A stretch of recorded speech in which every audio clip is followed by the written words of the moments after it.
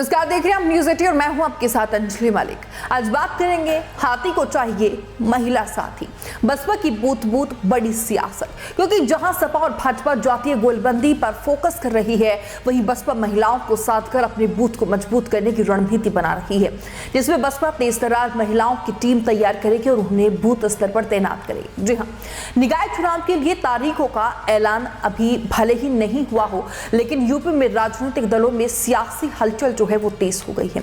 सपा भाजपा के बाद अब मायावती की बसपा ने भी निकाय चुनाव की लड़ाई को लेकर हुंकार भर दी है।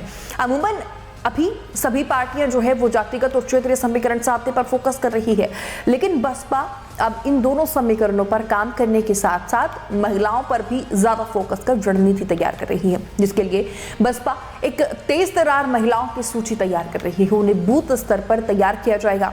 महिलाओं की टीम बनाते समय इस बात पर ज्यादा फोकस रहेगा कि महिलाएं एक तो तेज तर्रार हो, दूसरा वो पढ़ी लिखी हो और तीसरा वो प्रचार प्रसार करने में काफी सक्रिय हो।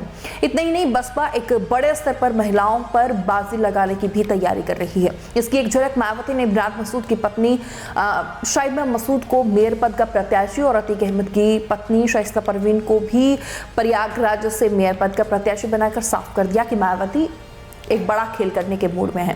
लेकिन बड़ा सवाल यह है कि क्या मायावती आधी आबादी के दम पर पूरी लड़ाई जीत लेगी?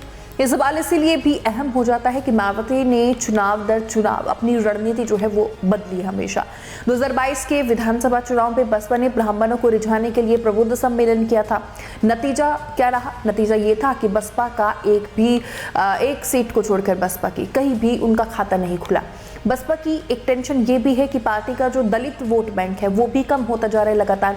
ऐसे में अब अगर मायावती को कुछ बड़ा करना है या फिर सपा भाजपा को चुनाव के पिच पर टक्कर देनी है, तो अपने इस वोट बैंक को फिर से हासिल करना होगा, जिसके दम पर मायावती 4 बार उत्तर प्रदेश के मुख्यमंत्री बनी है। अब देखना दिलचस्प होगा कि दलित वोट बैंक को हासिल करने के लिए जयंत अखिलेश जो चंद्रशेखर का साथ पाने के लिए बेताब है।